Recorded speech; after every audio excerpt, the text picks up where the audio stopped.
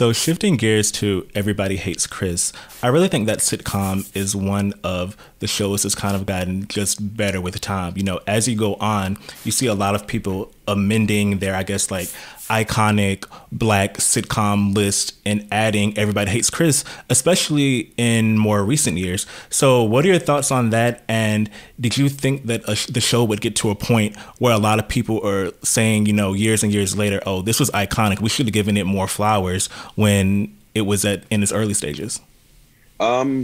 No, I mean, I didn't know. I've recently been working my way through Girlfriends again, since it hit Netflix, and doing, more research on how that show shaped out, because they were shooting next door to us when we shot Everybody Hates Chris. And Reggie Hayes had a quote that he was like, one of the least important actors on one of the least recognized shows. And at UPN at the time, that's what we were. We were very aware that we were the network that nobody really took seriously, that we were considered the niche Black network. So we knew we were making stuff that we liked, and we knew that we made stuff that we thought was really good, but we never knew if anybody would ever appreciate it.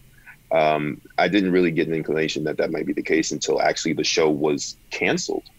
And then in syndication, it rose. And there was our fan base grew significantly after we wrapped in 2009. I was really surprised by that people of all races, colors, and creeds found a way to relate to this show.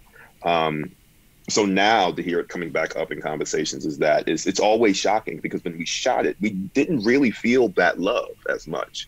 Our first season was very important. We got nominated for the Golden Globe and all of that. But then once that merger with the CW happened, our numbers started tanking like all the other Black shows that were on UPN. So we were very much so told that nobody was watching it. Yeah, and actually, last year when you tweeted all the fun facts for the anniversary and we're like on a network that doesn't exist anymore, it reminded me, because Essence Atkins and Rachel True and from Half and Half, and then other sitcom stars have often talked about, Essence even called it like the gentrification of UPN when it turned to the CW. So in general, how do you think Black entertainment where it would be today if we still had this network where all of our stories could be on? And then especially in the streaming era now where, like you said, everyone was watching Everybody Hates Chris when it was in syndication, but not necessarily at that time.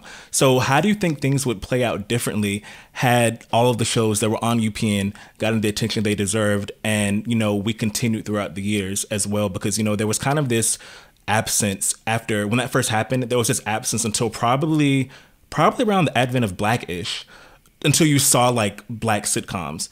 So where do you think we would be at if that didn't happen?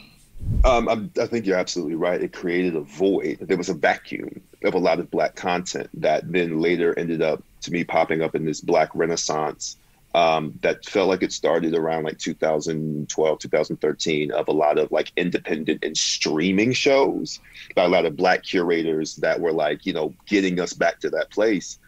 But I think that what was the big tragedy is that we didn't hit network TV again like that.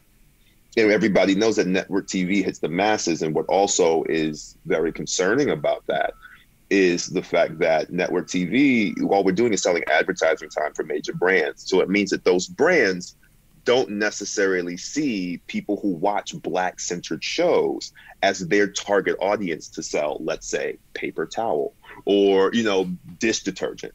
And to me, that's what is really unfortunate there, that not only are our stories not being told on the network TV landscape the way they used to be, but now these brands are being told, whether it's directly or indirectly, that because these shows can't survive on a network like UPN and UPN can't exist, that their brands don't have to cater to the market that comes along with those shows. I think it did not only us a disservice, but I think it did that network a disservice. And I saw what Essence said, because she was right. You know what I mean? We kind of kept that network alive. And then for Everybody Hates Chris specifically, we helped build the CW. when they were pulling all the shows that they think could help launch this brand new network, and nobody knew what shows were on anything. And, you look at the Girlfriends movement as well. They were like moving them around from night to night. They were moving Everybody Hates Chris around from night to night, just seeing what would happen. We were used as a foundation to build a network that, ended up going in a completely different direction. And I think that's the case that we see in, Black America all the time. We see that, Black people coming forward and Black artists, and even in this election, Black women in particular, stepping up to push us in a direction. And then a lot of times we forget about that. And even when you think about it, it had been years before there was a Black-led show on the CW after that. And then now it's like, since, I don't want to say diversity is in, but since diversity is kind of in now, it's like a night with like, Black Lightning, All American. All American has an HBCU spinoff that's in development. Ava DuVernay has a show coming on soon. Like, it's kind of like they're investing into those stories that they hadn't invested in a long time. And, all progress, it moves the needle at some point, but it's just hard to think about, these shows that could have gone on for several more seasons had this not happened. What's crazy to me is that it feels like we're repeating a cycle where we saw all of these, really big Black, specifically comedies, but then also shows in the 90s. When you think about on network television, how much Black-centered content was on network TV, and then all of a sudden we kind of got into the early 2000s and we acted like we didn't know that could be possible, and things started falling away. And now we're back like, oh yeah, this works. We always knew it works. We know it works. We know that's the case. If you put the money behind it, the people will come to it. So although it is in currently, it's just a matter of realizing that it's always been in. It's just trending currently, but it's not like anything new happened. And as an actor developing and adapting to this new landscape, does this make you want to shift more toward streaming content? Because, a lot of Black creators, Shonda Rhimes went to Netflix. Spike Lee has a Netflix deal.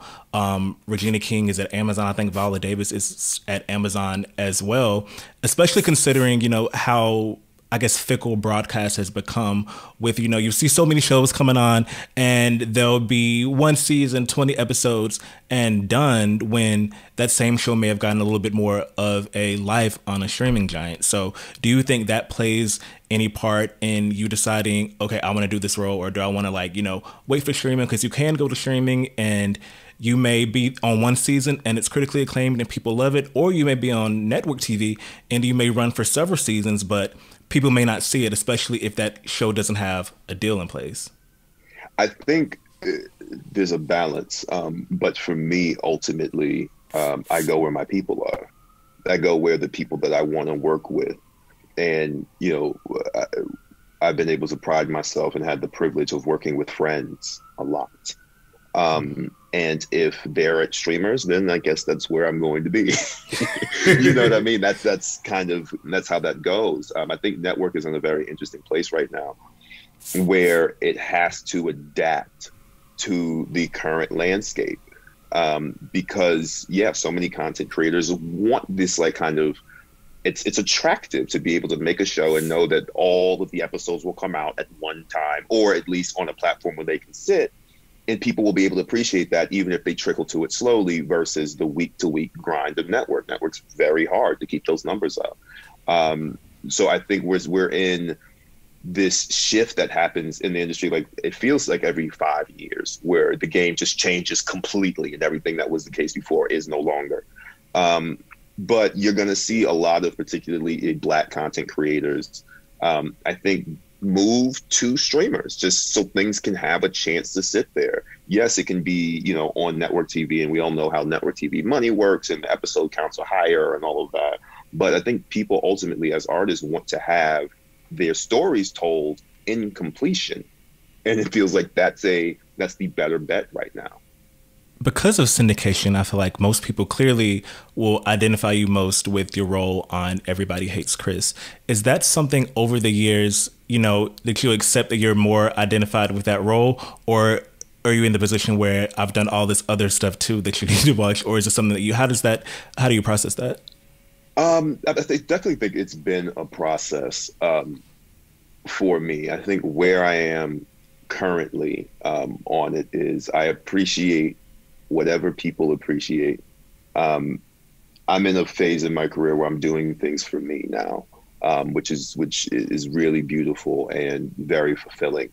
Um, we all have those like kind of things that end up becoming very popular, but those passion projects to us mean something very specific and very intimate. However, that's the nature of the game. At this point, I'm proud to have been in people's minds and TV screens for over a decade at this point. And I can appreciate what they appreciate. And ultimately, I think that's the point. You know what I mean? We do what we do for us, hopefully for us and for the art of it and what we feel creatively drawn to. What people respond to is really up to them. And I'll appreciate that. If I judge, what's successful by what people respond to, then I'll always kind of be all over the place and kind of fishtailing, chasing the hit. I just want to make good work. And if people like that, great. If they don't, that's also good too. Whatever it is that you saw of mine that resonated with you, I'm good with that, as long as it was something.